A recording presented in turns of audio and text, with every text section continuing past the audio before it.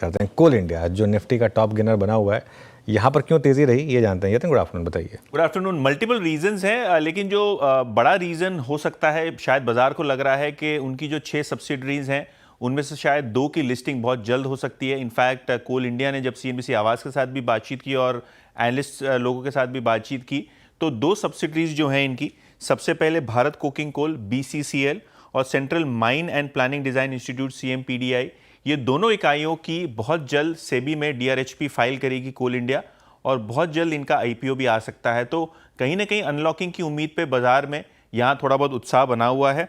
इसके अलावा capex plans पे कोल खदान माइनिंग के अलावा कंपनी 2 बड़े पावर प्रोजेक्ट्स लगा रही है। उसमें से एक उड़ीसा में 1600 मेगावाट का प्रोजेक्ट लगेगा जो 16,000 करोड़ की केपेक्स आउटले वाला है।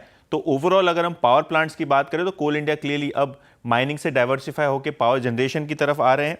और अगर हम वैल्यूएशंस की बात करें तो 7 की PE पे स्टॉक अवेलेबल है, अच्छा डिविडेंड यील्ड भी है और जो 10 साल का एवरेज PE रेशियो है वो करीब 10 का है। तो अभी भी हिस्टोरिक एवरेज से आपको डिस्काउंट पे शेयर मिल रहा है। और जो कंसर्न स्ट्रीट में है वो एक ही है कि FY 27 में शायद प्रोडक्शन ग्रोथ इतनी ना हो, क्योंकि रियलाइजेशन वाइज और ऑक्शन वाइज अब प्रीमियम में थोड़ी बहुत कटौती देखने को मिल रही है। तो देखते हैं FY 26 और 27 के ओवरऑल प्रोजेक्शन कैसे हैं एनालिस्ट कम्युनिटी के, लेकिन अभी एक्सपेक्टेशन है बिल्कुल फ्लैट सेल्स ग्रोथ की। ओके, बिल्कुल फ्लैट सेल्स ग्रोथ, लेकिन आज अच्छे मूव्स यहाँ पर और 2 सब्सिडीज की लिस्टिंग की भी काम यहाँ पर चल ही रहा है। यहाँ पर मानस टेक्निकली क्या भी होगा? देखिए, पैटर्न तो डेफिनेटली पॉजिटिव है क्योंकि स्टॉक ने अपने 200 मूविंग एवरेज को ब्रेक किया है, तो पैटर्न तो बहुत अच्छा है। हालांकि हाई लेवल पे प्रॉफिट बुकिंग देखने को मिली है।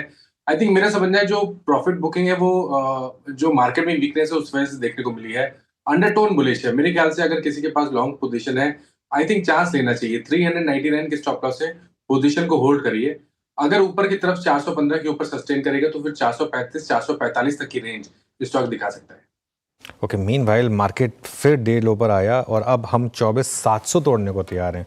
24,900 से शुरुआत हुई, 24,800 गया और अब 24,700 भी स्क्रीन पर टिकने को तैयार नहीं है। तो ये तो खैर थोड़ी सी वीकनेस है। क्लियरली ये अब भले वो वारंटेड है या नहीं ये नहीं पता, लेकिन जो मार्केट में इस समय फैक्टर सबसे इम्पोर्टेंट गिनाया जा रहा है वो जो फ्रेश कोविड केसेस एकदम से जो सर्ज आया पिछले 2 दिनों में, उसको गिनाया जा रहा है।